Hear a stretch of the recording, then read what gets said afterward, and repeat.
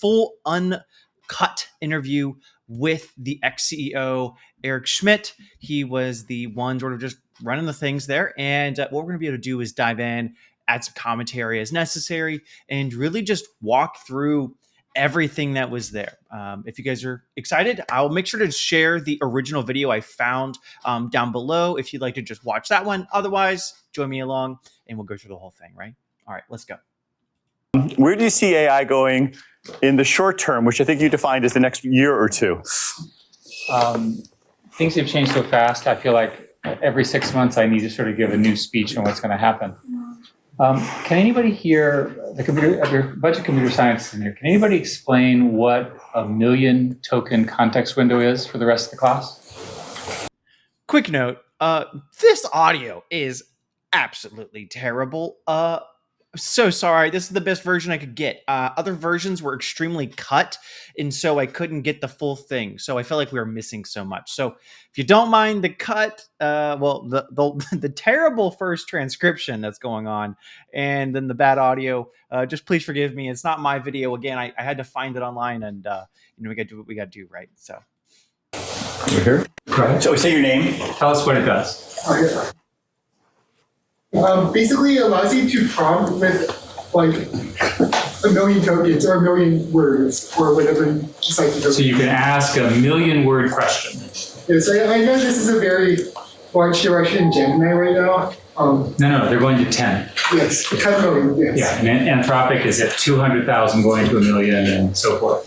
You can imagine OpenAI has a similar goal.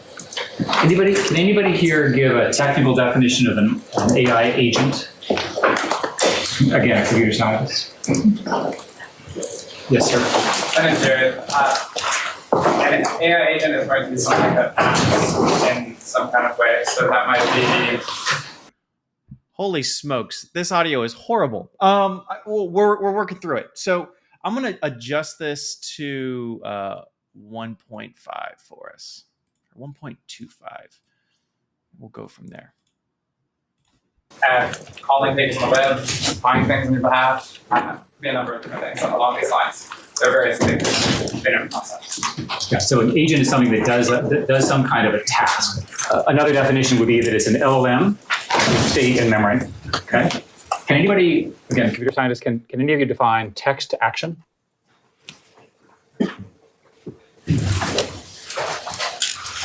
Taking text and turning it into an action. Right here. Go ahead. Yes, instead of taking text and turning it into more text. More text. Taking text and have the AI trigger actions based on this process. So another definition would be language to Python. A programming language I never wanted to see survive. And everything in AI is being done in Python. There's a new language called Mojo that has just come out, which looks like they finally have addressed AI programming, but we'll see if that actually survives over the dominance of Python. One more technical question. Why is NVIDIA worth $2 trillion and the other companies are struggling?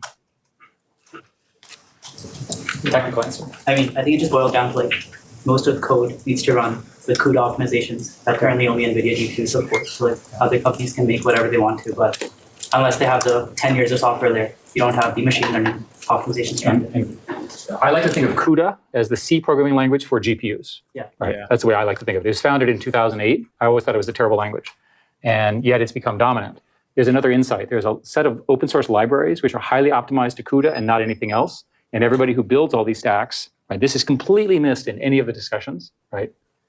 It's technically called VLLM, and a whole bunch of libraries like that. Highly optimized CUDA, very hard to replicate that if you're a competitor.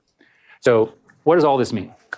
In the next year, you're going to see very large context windows, agents, and text to action.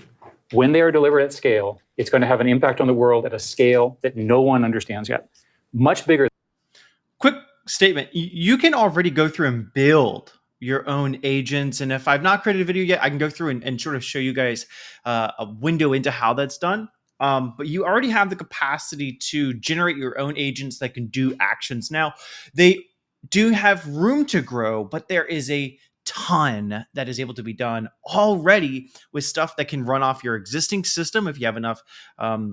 Well, if you have good enough GPU and all this other stuff. Granted, as they were sort of just diving into NVIDIA's really been leading it because they have such strong video and graphics cards. But the big limitation is that we're finding that CPUs and GPUs that we have created aren't even the correct structure for us to get the most out of AI. So one of the big things that's allowing, say, an NVIDIA to actually scale so much, or people are really waiting for, is this new version of graphics card or GPU, we'll say, that is optimized for AI output. And that's, everyone's been having to use NVIDIA stuff because that's just the best that we have on the market.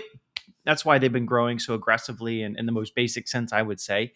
But anyways, agents are totally available. You can already use them, just a little bit hard to use. It's not as efficient as the ChatGPT module where you just go onto the website and you start playing with it. But as he's saying, we'll dive in more, and I'm sure he'll give you all the extra details.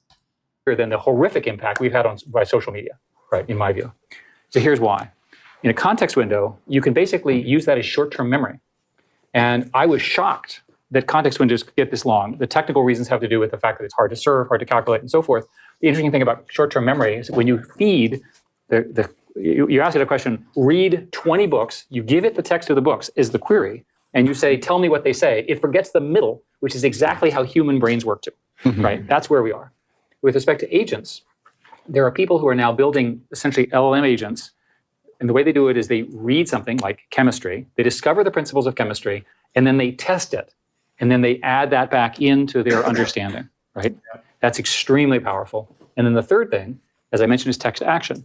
So I'll give you an example. The government is in the process of trying to ban TikTok. We'll see if that actually happens. If TikTok is banned, here's what I propose each and every one of you do. Say to your LLM the following. Make me a copy of TikTok, steal all the users, steal all the music, put my preferences in it, produce this program in the next 30 seconds, release it, and in 1 hour, if it's not viral, do something different along the same lines. That's the command. Boom, boom, boom, boom, right? You understand how powerful that is. If you can go from arbitrary language to arbitrary digital command, which is essentially what Python in this scenario is, imagine that each and every human on the planet has their own programmer that actually does what they want, as opposed to the programmers that work for me who don't do what I ask, right? The programmers here know what I'm talking about. So imagine a non-arrogant programmer that actually does what you want, and you don't have to pay all that money to. And there's infinite supply of these programs. And this is all within the next year or two. Very soon. It's so crazy. Those three things, and I'm quite convinced it's the union of those three things that will happen in the next wave. So you asked about what else is going to happen. Every 6 months I oscillate. So it's an even odd oscillation. So at the moment, the gap between the frontier models, of which there are now only three, I'll review who they are, and everybody else, appears to me to be getting larger. 6 months ago, I was convinced that the gap was getting smaller. So I invested lots of money in the little companies. Now I'm not so sure. And I'm talking to the big companies, and the big companies are telling me that they need 10 billion, 20 billion, 50 billion, 100 billion. Stargate is 100 billion, right? They're very, very hard. Sam Altman is a close friend. He believes that it's going to take about 300 billion, maybe more. I pointed out to him that I'd done the calculation on the amount of energy required. And I then, in the spirit of full disclosure, went to the White House on Friday and told them that we need to become best friends with Canada. Because Canada has really nice people, helped invent AI, and lots of hydropower. Because we as a country do not have enough power to do this. The alternative is to have the Arabs fund it. And I like the Arabs personally. I spent lots of time there, right? But they're not going to adhere to our national security rules. Whereas Canada and the US are part of a triumvirate where we all agree on. So these $100 billion, $300 billion data centers, electricity starts becoming the scarce resource. And by the way, if you follow this line of reasoning, why did I discuss CUDA and NVIDIA? If $300 billion is all going to go to NVIDIA, you know what to do in the stock market. Okay. Yeah. That's not a stock recommendation. I'm not a licensed. Well, part of it, so we're going to need a lot more chips, but Intel is getting a lot of money from the U.S. government, AMD, and they're trying to build, fabs in Korea. Raise your hand if you have an Intel computer in your Intel chip in any of your computing devices. Okay, so much for the monopoly. Well, that's the point, though. They once did have a monopoly. Absolutely.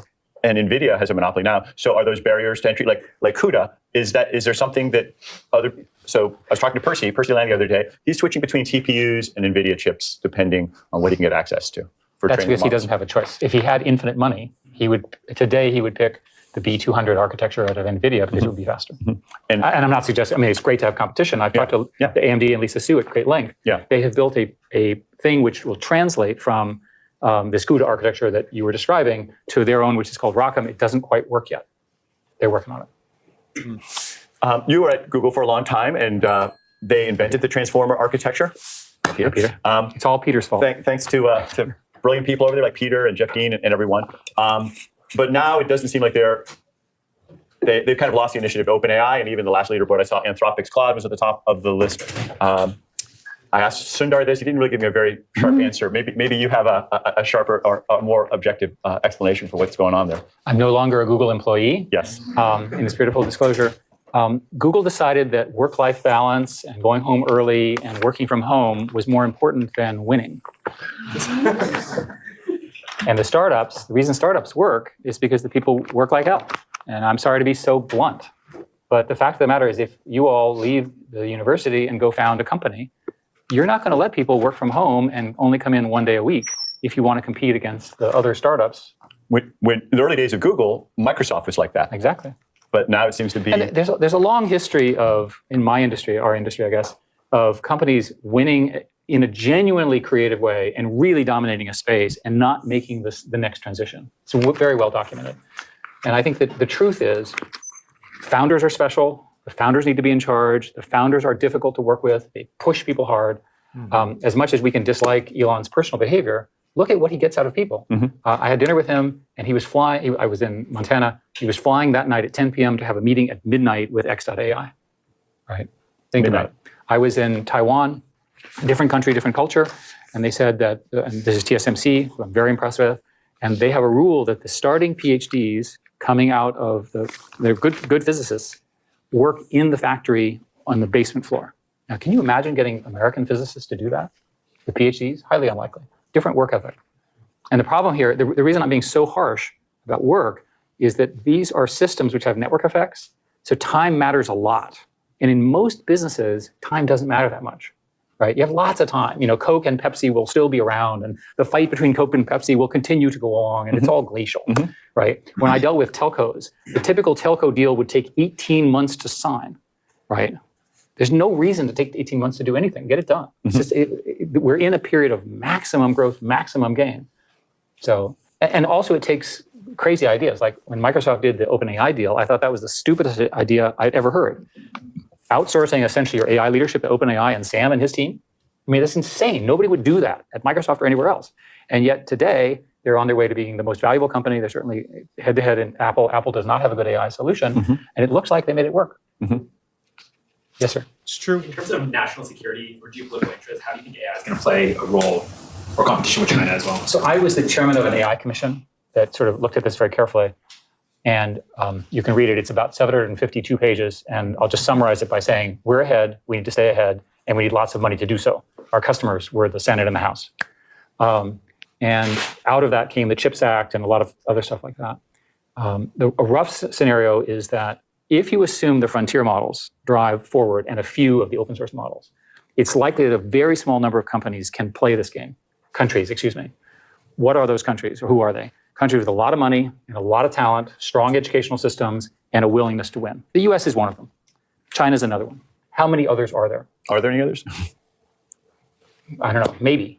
But certainly in your lifetimes, the battle between the US and China for knowledge supremacy is going to be the big fight. Right. So the US government banned essentially the NVIDIA chips, although they weren't allowed to say that was what they were doing, but they actually did that into China.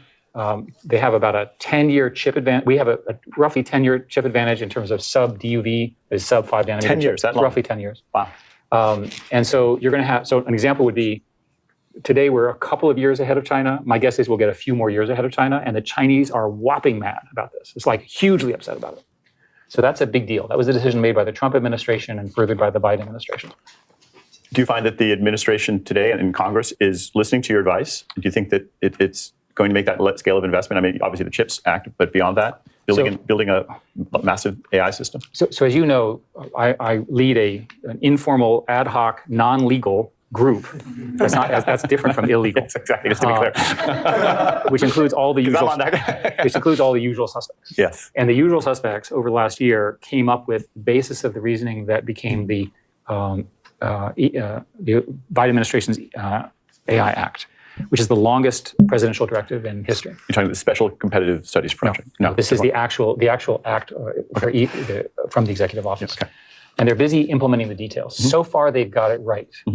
And so, for example, one of the debates that we had for the last year has been, how do you detect danger in a system which has learned it, but you don't know what to ask it? Okay. Yeah. So in other words, it's a sort of a core problem. It's learned something bad, but it can't tell you what it learned, and you don't know what to ask it. And there's so many threats, right? Like it learned how to mix chemistry in some new way, but you don't know how to ask it.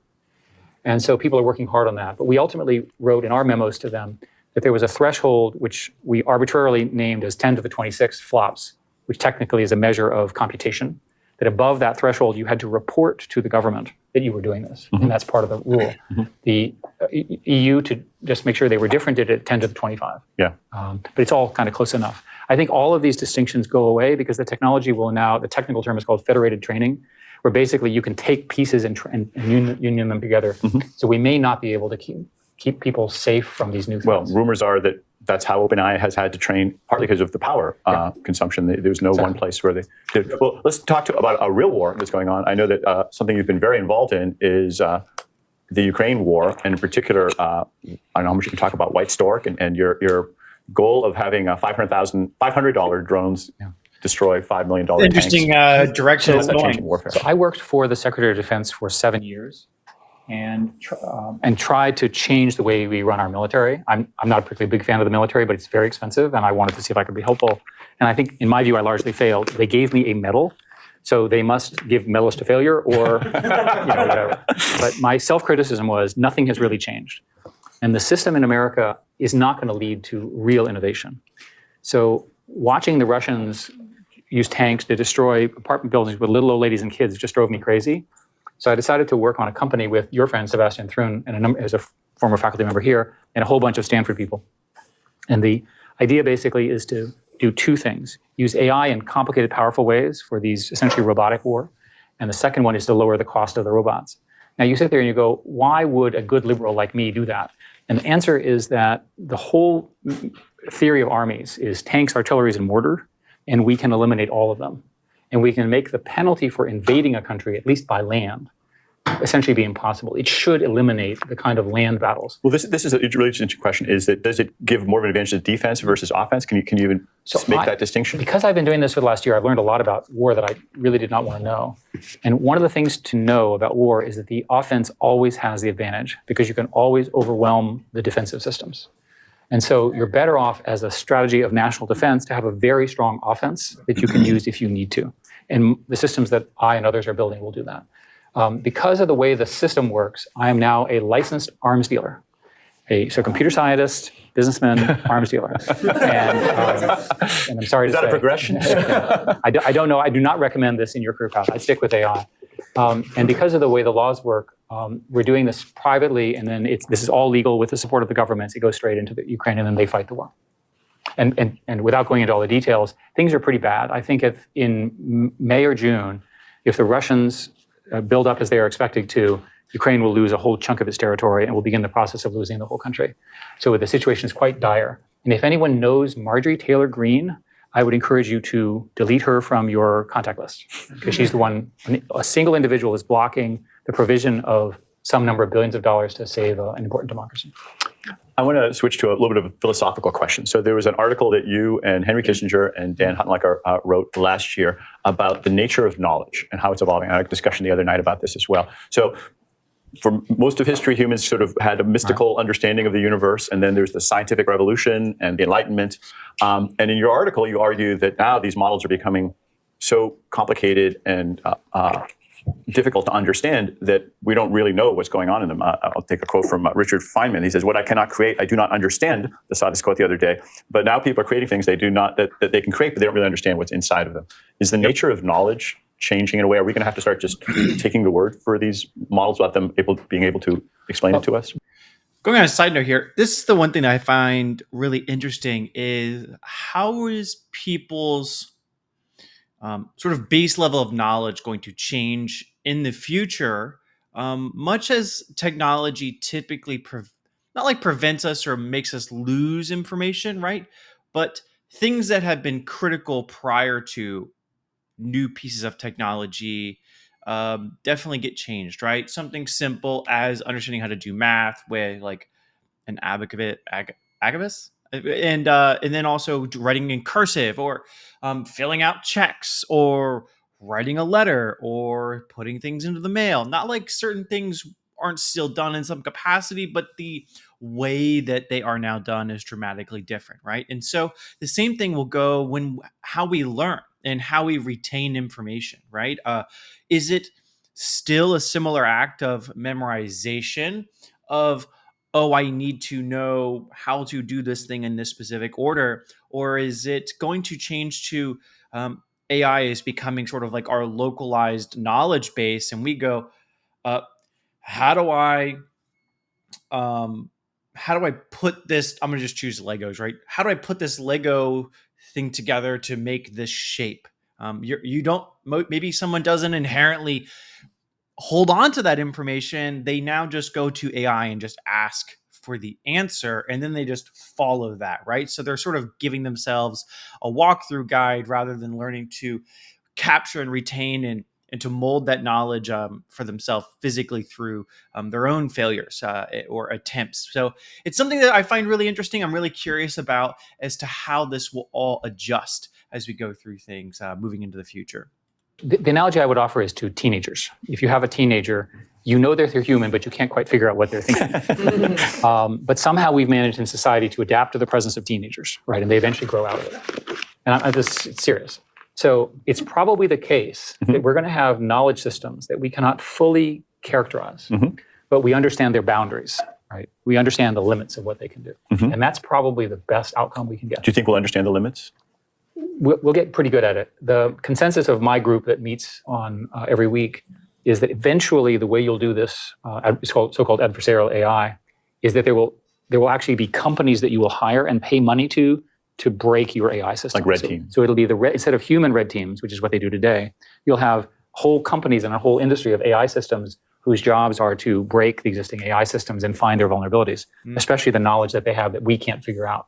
That makes sense to me. It's also a great project for you here at Stanford, because if you have a graduate student who has to figure out how to attack one of these large models and understand what it does, that is a great skill to build the next generation. So it makes sense to me that the two will travel together.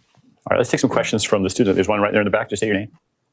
Earlier you mentioned, and this is related to just the comment right now, I'm getting AI that actually does what you want. You just mentioned adversarial AI, and I'm wondering if you could elaborate on that more. So there seems to be, besides, obviously compute will increase and you can get more performant models, but is getting them to do what you want issue seems totally unanswered in my view.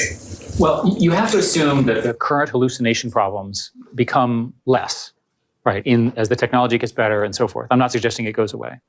And then you also have to assume that there are tests for efficacy. So there has to be a way of knowing that the thing succeeded. Yep. So in the example that I gave of the TikTok competitor, and by the way, I was not arguing that you should illegally steal everybody's music.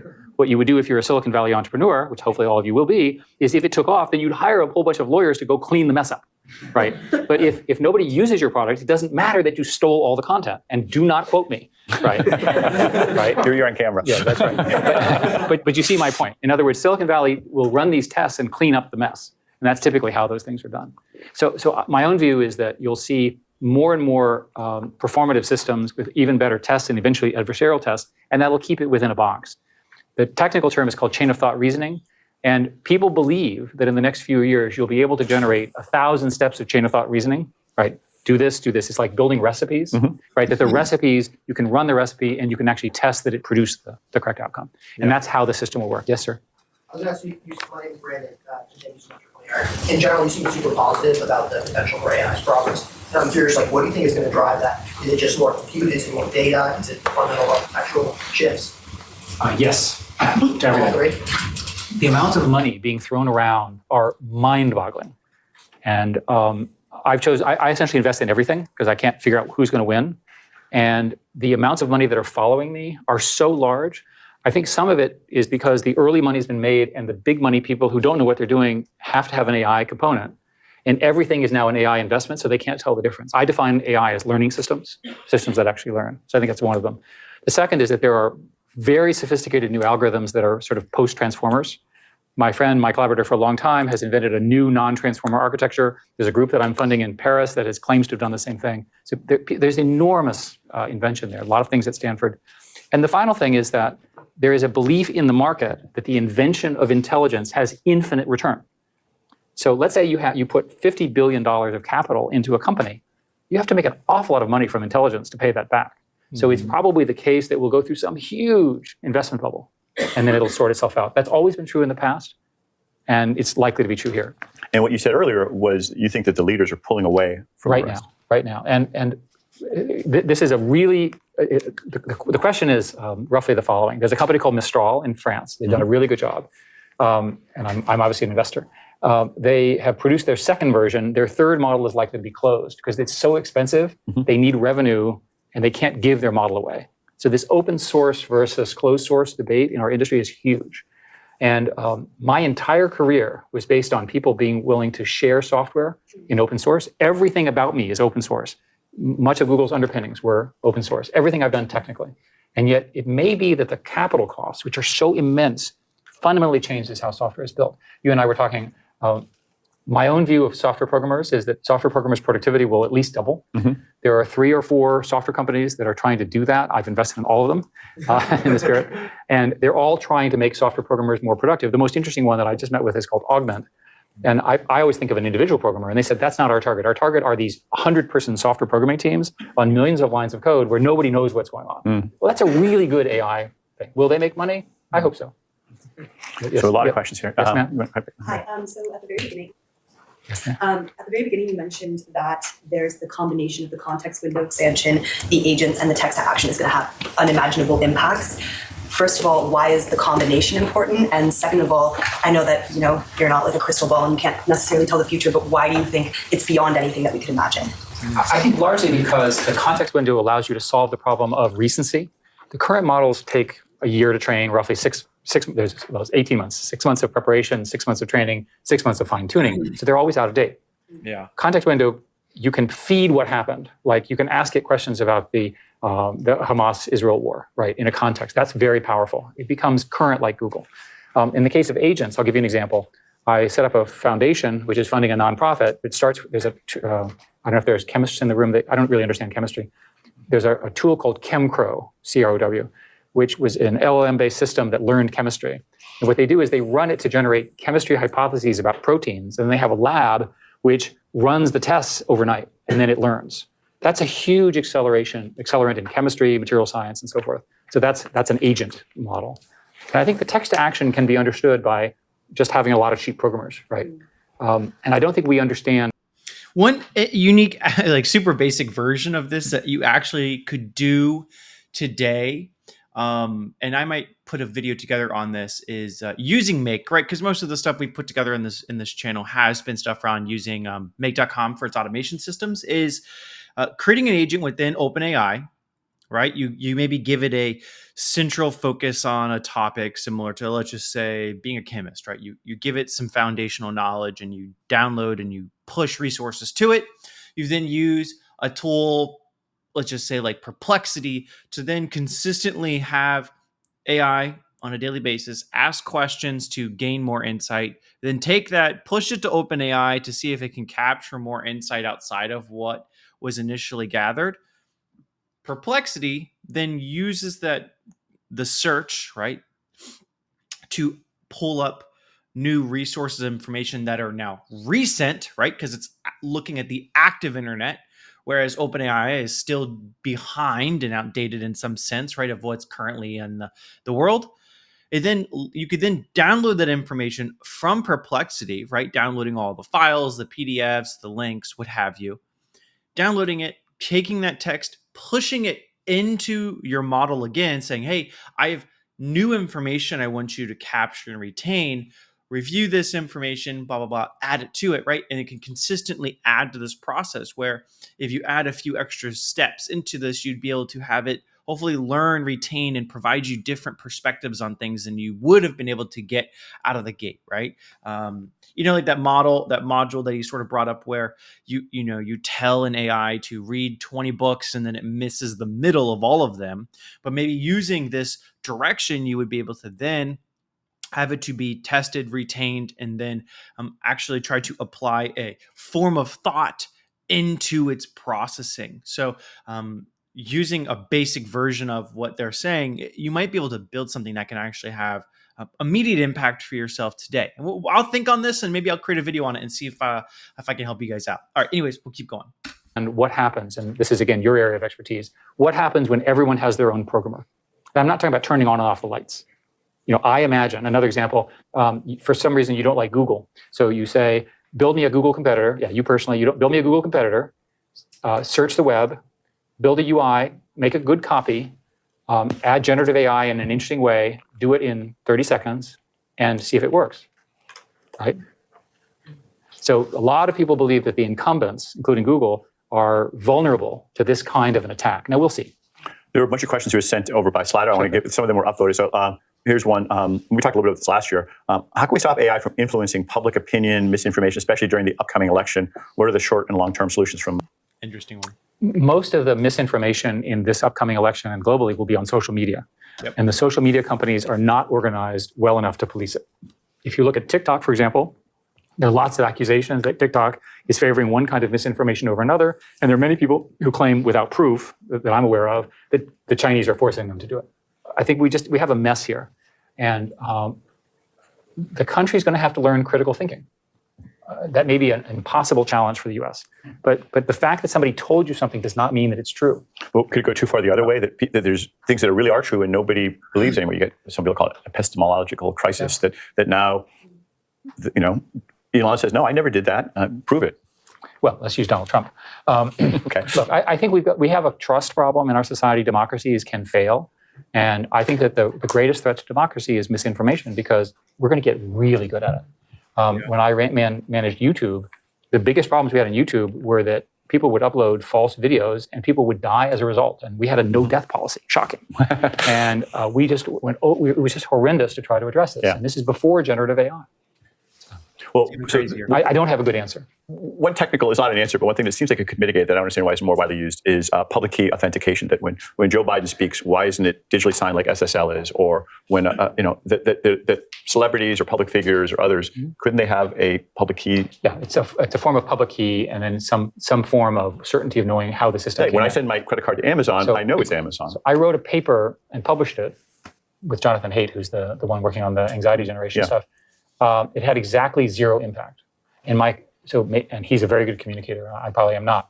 So my conclusion was that the system is not organized to do what you said. You had a paper advocating what we did. That advocating your proposal. Okay, my proposal. Yeah. No, what you said. Yeah, right. And my conclusion is the CEOs in general are maximizing revenue. To maximize revenue, you maximize engagement. To maximize engagement, you maximize outrage. The algorithms choose outrage because that generates more revenue, right? Therefore, there's a bias to favor crazy stuff. And on all sides. I'm not making a partisan statement here. That's a problem. That's got to get addressed. In a democracy, and my solution to TikTok, we talked about this earlier privately, is when I was a boy, there was something called the equal time rule. Because TikTok is really not social media, it's really television, right? Yeah. There's a programmer making you, the numbers, by the way, are 90 minutes a day, 200 TikTok videos per TikTok user in the United States. It's a lot, right? So, and the government is not going to do the equal time rule, but it's the right thing to do. Some form of balance that is required. All right, let's take some more questions. Two quick questions. One, economic impact of LLMs, slower, like labor market impacts, slower than you originally anticipated, Chegg and customer service people. And then two, do you think academia deserves or should get AI subsidies, or do you think they should just partner with big players out there? I pushed really, really hard on getting data centers for universities. If I were a faculty member in the computer science department here, I would be beyond upset that I can't build the algorithms with my graduate students that will do the kind of PhD research, and that I'm forced to work with these. And the companies have not, in my view, been generous enough with respect to that. The faculty members that I talk with, many of whom you know, spend lots of time waiting for their credits from Google Cloud, and that's terrible. This is an explosion. We want America to win. We want American universities. There's lots of reasons to think that the right thing to do is to get it to them. So I'm working hard on that. And your first question was labor market impact. I'll defer to the real expert here. As your amateur economist taught by Eric, I fundamentally believe that the sort of college education, high skills task will be fine because people will work with these systems. I think the systems is no different from any other technology wave. The dangerous jobs and the jobs which require very little human judgment will get replaced. We got about 5 minutes left, so let's go really quick with some questions. I'll let you pick them, Eric. What jobs do you think will be getting replaced with the change of AI? Or if you all you can think of is just every job digitally, right? What jobs do you think will more just be augmented with the implementation of AI into their ecosystem, where the human is sort of functioning as the intermediary between other humans and the AI maybe doing the execution or the strategy, the implementation, right? Yeah, let me know. Put your information down below. I'd love to get your guys' thoughts. Yes, ma'am. Hi. I'm really curious about the text to action and its impact on, for example, computer science education. I'm wondering what you have thoughts on like how CS education should transform to kind of meet the age. Well, I'm assuming that computer scientists as a group in undergraduate school will always have a programmer buddy with them. So when you learn your first for loop and so forth and so on, you'll have a tool that will be your natural partner. And that's how the teaching will go on. That the professor, he or she will talk about the concepts, but you'll engage with it that way. And that's my guess. Yes, ma'am, behind you. Yeah, can you talk more about the non-transformer architectures that you're excited about? I think one that's been talked about is like state models, but then now longer context, I feel like they'd be interested in a little bit more. So I was curious what you're seeing in space. I don't understand the math well enough. I'm really pleased that we have produced jobs for mathematicians because the math here is so complicated, but basically they are different ways of doing gradient descent, matrix multiply, faster and better. And transformers, as you know, is a sort of systematic way of multiplying at the same time. That's what I think about it. And it's similar to that, but it's different math. Yeah, let's see, over here, yes, sir, go ahead. You mentioned in your paper on national security that you have China and the US and the upper quadrant capabilities today. The next 10 and the next cluster down are all either US allies or teed up nicely to the US allies. I'm curious what your take is on those 10, they're sort of like the middle, that aren't formally allies. What is stuff, how likely are they to get on board with securing our superiority a lot, and what would hold them back from wanting to get on board? The most interesting country is India, because the top AI people come from India to the US, and we should let India keep some of its top talent, not all of them, but some of them. And they don't have the kind of training facilities and programs that we so richly have here. To me, India is the big swing state in that regard. China's lost, it's not gonna come back. They're not gonna change the regime as much as people wish them to do. Japan and Korea are clearly in our camp. Taiwan is a fantastic country whose software is terrible, so that's not gonna work. Amazing hardware. And in the rest of the world, there are not a lot of other good choices that are big.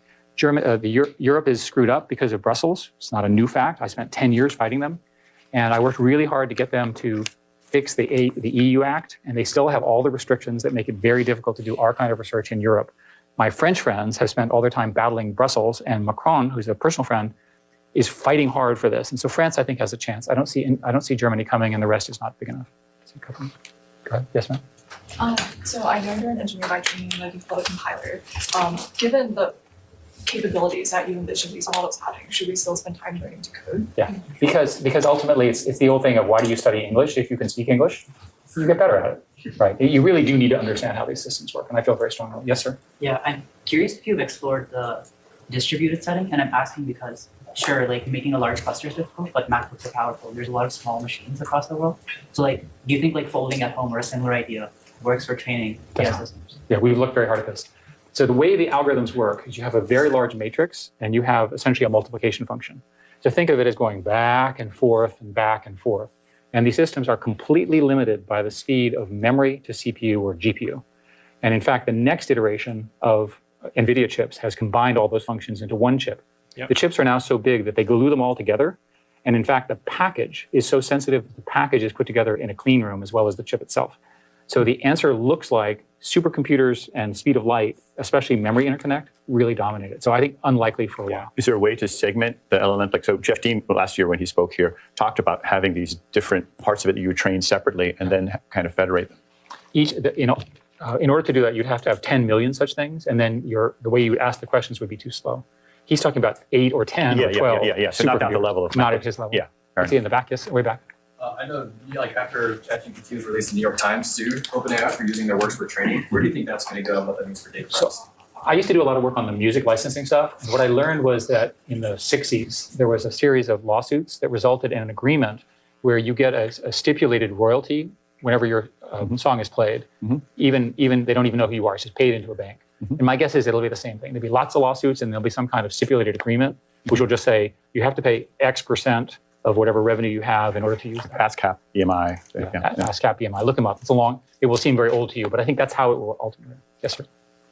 Yeah, it seems like there's a few players that are dominating AI, right? And they'll continue to dominate. And they seem to overlap with the large companies that all the antitrust regulation is kind of focused on. How do you see those two trends kind of, do you see regulators breaking up these companies and how will that affect So in my career, I helped Microsoft get broken up and it wasn't broken up.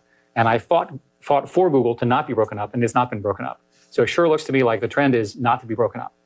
As long as the companies avoid being John D. Rockefeller the senior, and I studied this, look it up, it's how antitrust law came, I don't think the governments will act. The reason you're seeing these large companies dominate is who has the capital to build these data centers, right? So my friend Reed and my friend Mustafa coming next week, 2 weeks from now. Have Reed talk to you about the decision that they made to take Inflection and essentially piece part it into Microsoft. Basically, they decided they couldn't raise the tens of billions of dollars. Is that number public that you mentioned earlier? No. Okay. Have Reed give you. Maybe Reed can say it. I know you got to go. I don't want to hold you. I want to leave with. Should we do this gentleman? I'll have a question for you. One more. Yeah, go ahead. Thank you so much. I'll make it quick. I was wondering where all of this is going to leave countries who are non-participants in development of frontier models and access to compute, for example. The rich get richer, and the poor do the best they can. They'll have to. The fact of the matter is, this is a rich country's game, right? Huge capital, lots of technically strong people, strong government support, right? There are 2 examples. There are lots of other countries that have all sorts of problems. They don't have those resources. They'll have to find a partner. They'll have to join with somebody else, something like that.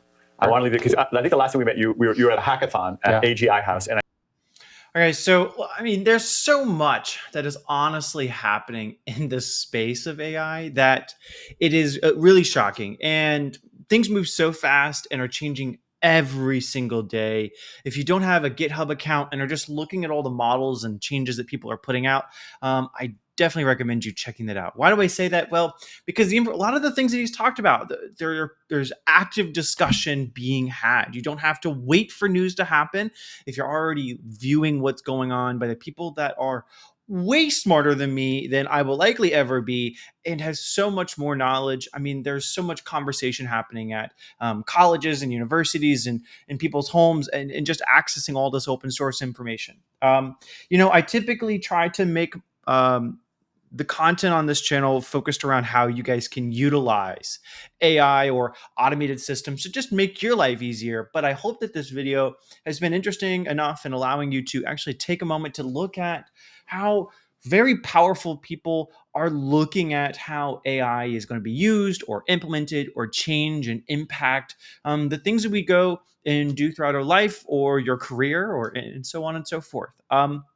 There's so much to really unpack in this video, and there's also a decent amount of nuance, but I really hope that you guys have some questions, comments. I'd love to see some discussion about maybe a key piece in this that you felt was really important or you'd love to get more information on. I can always happy to put a more video or more detailed video on a specific thing after doing some of my own research.